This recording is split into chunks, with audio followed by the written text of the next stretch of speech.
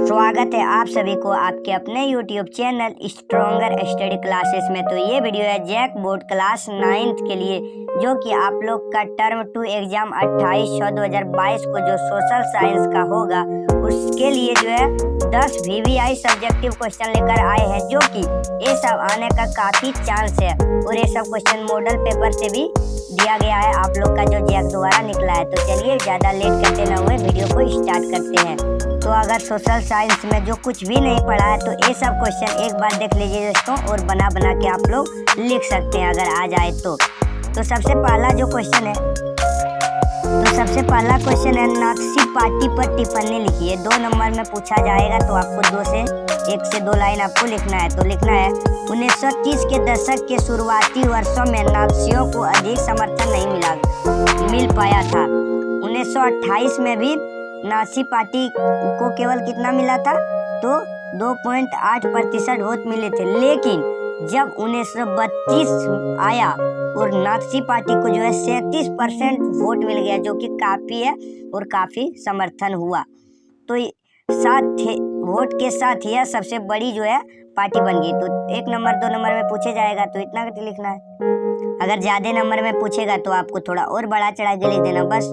अगला प्रश्न है 2 नंबर, धुरी शक्तियाँ में कौन कौन से देश शामिल है, जो कि ये काफ़ी इंपॉर्टेंट प्रश्न है और आने का काफ़ी चांस है इस बार 2022 के एग्जाम, और ये मॉडल पेपर में भी दिया गया। जर्मनी, इटली और जापान को आमतौर पर धुरी शक्तियों के बीच प्रमुख में बांटा गया। यानी धुरी शक्तियाँ में जो शामिल है यही 3 प्रमुख है। कौन कौन? एक है जर्मनी, दूसरा इटली और जापान। ये जो है तीनों मुख्य रूप से है, लिखना है। अगला प्रश्न जो है यहाँ पे देख लीजिए 3 नंबर, निर्धनता रेखा से आप क्या समझते हैं? उत्तर लिखना है गरीबी रेखा या निर्धनता रेखा, पॉवर्टी लाइन, आय के उस स्तर को कहते हैं जिससे कम आदमी होने पे इंसान अपनी कम आमदनी होने पर जो है इंसान अपनी भौतिक जरूरतों को जो है पूरा नहीं कर पाते हैं, यानी असमर्थ हो जाते हैं। उसे जो है गरीब रेखा अलग अलग देशों में अलग अलग होती है। उदाहरण के लिए अमेरिका में निर्धनता रेखा भारत में मान्य निर्धनता रेखा से काफ़ी ऊपर है। जैसे हम लोग का जो है भारत थोड़ा गरीब है और अमेरिका देखो कितना अमीर है, इसी तरह जो है यहाँ पे निर्धनता रेखा बांटा गया और इसी को कहते हैं या गरीब रेखा। तो इस तरह लिखना है। अगला प्रश्न है लोकतंत्र में चुनाव क्यों जरूरी है? मोस्ट इम्पोर्टेंट पॉलिटी का क्वेश्चन है। अगर पॉलिटिकल का क्वेश्चन 2 चैप्टर से पूछेगा, जाके उसको क्लियर कर लीजिए, एक भी क्वेश्चन नहीं छूटेगा। प्ले लिस्ट में जाइए, डिस्क्रिप्शन में है, और पॉलिटिकल साइंस का होगा प्ले लिस्ट, उसमें देख लीजिए 2 चैप्टर का सब्जेक्टिव क्वेश्चन है। और सोशल का भी है, जाके सभी का 2 चैप्टर पूछा ही है, जाके देख लीजिए, आपका एक भी क्वेश्चन नहीं छूटेगा। आंसर लिखना है लोकतंत्र 2 शब्दों से मिलकर बना है, सभी को पता है। एक है लोक और दूसरा है तंत्र, यानी लोगों का तंत्र, जिसे हम लोग लोकतंत्र कहते हैं, बराबर में 2 शब्दों से बना है। लोकतंत्र की सबसे उपयुक्त और सरल परिभाषा जनता के लिए जनता के द्वारा शासन है। ये जो अच्छा किसने दिया था ये भाषण, आप लोग को कमेंट करना है दोस्तों सभी को।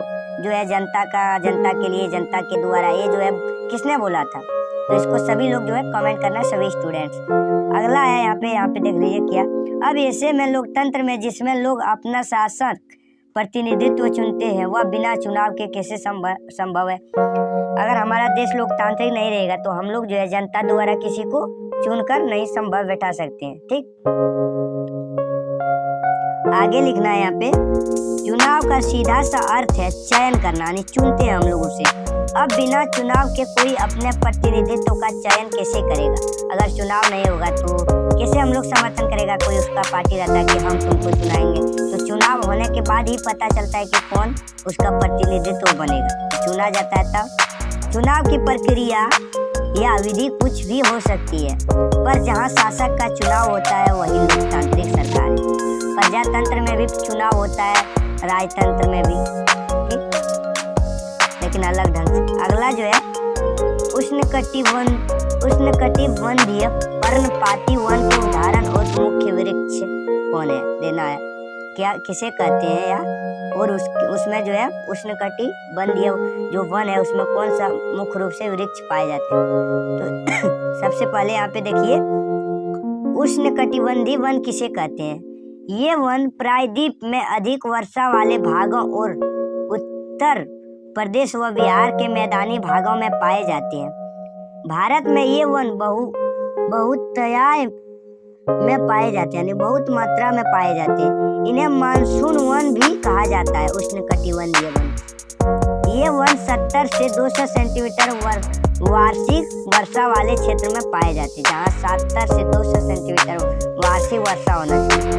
और इसमें जो मुख्य वृक्ष कौन सा पाया जाता है देख लीजिए, पलाश, अमलतास, बेल, खेर और अक्साइड। ये वन दक्षिण पश्चिमी पंजाब, हरियाणा, राजस्थान, गुजरात, मध्य प्रदेश और उत्तर प्रदेश के अर्ध शुष्क क्षेत्रों में पाए जाते हैं, जो कि 50 सेंटीमीटर से कम वर्षा वाले क्षेत्र में ये वन पाए जाते हैं। तो इस तरह क्वेश्चन सब लिखना आंसर। अगला प्रश्न है काफी इंपॉर्टेंट, ये क्वेश्चन मॉडल सेट में भी दिया गया है सब, जो कि मॉडल सेट का ही जो कि इंपॉर्टेंट हम छांट के लाए। ये सेट देख लेना तुम लोग, और भी वीडियो आएगा इसी तरह, चैनल को सब्सक्राइब करके रख लीजिए। मानवाधिकार से आप क्या समझते हैं, या मानव अधिकार से क्या समझते हैं, इस तरह भी पूछा जाएगा क्वेश्चन। तो उत्तर लिखना है, किसी भी व्यक्ति के जीवन, स्वतंत्रता, समानता और सम्मान का अधिकार ही मानव अधिकार है। यानी मानव अधिकार कब, हम लोग को जब स्वतंत्रता हो, समानता हो, समानता और समाज में जो है सम्मान हो, तो उसे मानव अधिकार कहा जाता है। मनुष्य योनि में जन्म लेने के साथ मिलने वाला प्रत्येक अधिकार मानवाधिकार की श्रेणी में आता है। यानी जब हम लोग जन्म लेते हैं, जितना भी अधिकार हमारा होता है वो सभी मानवाधिकार या मानव अधिकार होता है। संविधान में बनाए गए अधिकारों से बढ़कर महत्व मानवाधिकार का माना जा सकता है। ठीक, इस तरह लिखना है। अगला प्रश्न है काफी इंपॉर्टेंट, जो कि ये 5 नंबर में क्वेश्चन पूछा जाएगा और लिखना आपको 5 नंबर में पूछेगा। इसमें 10 पॉइंट हम बताएं, आप लोग 5 पॉइंट भी लिख सकते हैं, लेकिन सटीक लिखना आपको उत्तर। वन संरक्षण के उपाय बताएं, वन जो है उसको कैसे बचाया जा सकता है और बढ़ाया भी जा सकता है। तो चलिए यहाँ पे पॉइंट वाइज लिखते हैं आंसर। लकड़ी का विकल्प खोजने के लिए अनुसंधान किया जाना चाहिए। अलग अलग लकड़ी जो है जहाँ रहता है उसको खोजने के लिए अनुसंधान किया जाना चाहिए, नहीं काटना चाहिए, सब हो सकता है। अगला 2 नंबर, जो पेड़ पूरी तरह से नहीं उगाए गए हैं उन्हें काटने पर पूर्ण पाबंदी लगा दिया जाना चाहिए। जो पेड़ जो है पूरी तरह से नहीं उगाए गए हैं यानी कम है, तो उसे अगर काटा जाए तो उस पर हमेशा रोक लगा दिया जाना चाहिए, तभी बचेगा हमारा वन। अगला 3, जहाँ भी विकास कार्य के लिए या आवश्यकता के लिए पेड़ अनिवार्य रूप से हो, उसी प्रजाति के नए पेड़ उगाए जाने चाहिए। यानी कि जहाँ कुछ भी विकास करने के लिए, जैसे उद्योग, फैक्ट्री लगाया जाता है, वहाँ पे प्लॉट में जो है अगर गाछ रहे, पेड़ रहे, वृक्ष रहे, तो अगर काट दिया जाए तो उसी पेड़ को अलग जगह कर देना चाहिए, बल्कि उसे काटना नहीं चाहिए। तो ये भी, इससे भी वनों का फायदा बहुत होगा, बचे रहेगा।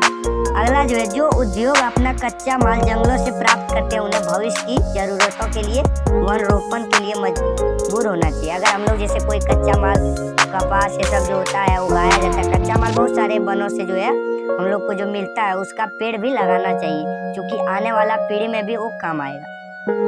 अगला है, इनको ट्वीजीज के नाम से वातावरण को नुकसान नहीं होना चाहिए और सख्ती से नियंत्रित किया जाना चाहिए। उसके बाद लिखना है, स्थानीय लोगों के बीच व्यापक जन जागरूकता कार्यक्रम आयोजित किए जाने चाहिए, यानी कि वन लगाओ, बचाओ उसको। अगला, जलाऊ लकड़ी के स्थान पर सौर ऊर्जा, प्राकृतिक गैस आदि जैसे वैकल्पिक विकल्पों को लागू किया जाना चाहिए। जैसे हम लोग अभी जलाते हैं लकड़ी, घर में खाना पकाते हैं, वो सौर ऊर्जा से पकाइए, प्राकृतिक गैस से पकाइए, जैसे LPG उसे कहते हैं, लिक्विड पेट्रोलियम गैस, ये सब होना चाहिए। Solar cooker. चारा और जलाऊ लकड़ी की आवश्यकता के लिए योजनाबद्ध कदम उठाकर सामाजिक, वानिकी और कृषि वानिकी का गहन विकास किया जाना चाहिए। बाकी ये सब बोल रहा है कि सभी तरह से आप लोग अच्छे से इस क्वेश्चन को लिख सकते हैं। ठीक, तो इतना 10 पॉइंट तक लिए। अगला जो है 9 नंबर प्रश्न है, सॉरी दोस्तों, 11 लिखा गया। औपनिवेशिक काल में खेती के विस्तार के क्या कारण थे, किन्हीं 2 स्पष्ट कीजिए, 3 नंबर में पूछेगा। आंसर देखिए, औपनिवेशिक काल में विभिन्न कारणों से खेती का तेजी से विस्तार हुआ, जिसमें से 2 ये नीचे दिए गए हैं, देख लीजिए। 1 नंबर में, अंग्रेजों ने सीधे तौर पर जूट, चीनी, गेहूं और कपास जैसी व्यावसायिक फसलों के उत्पादन को प्रोत्साहित किया। इन फसलों की मांग बढ़ी 19 TSD यूरोप, जहां बढ़ती शहरी आबादी को खिलाने के लिए खाद्यान्न की आवश्यकता थी। उद्योग उत्पादन के लिए कच्चे माल की आवश्यकता थी। एक हो गया, इसलिए जो है खेती करना शुरू कर दिया। शुरुआती दिनों में 19 TH सदी के औपनिवेशिक राज्य ने सोचा था कि वन अनुत्पादक थे, उन्हें जंगल माना जाता था जिसे खेती की तरह लाया जाना था ताकि भूमि कृषि उत्पादों और राजस्व पैदा कर सके और राज्य की आय में वृद्धि कर सके। तो इतना लिख दीजिए। तो इतना ही प्रश्न था। आई होप आप सबको बहुत अच्छे से समझ में आ गया। अगर वीडियो अच्छा लगे तो एक लाइक जरूर करें और इस चैनल को सब्सक्राइब कर लें। मिलते हैं अगले वीडियो में। Thank you so much. जय हिंद।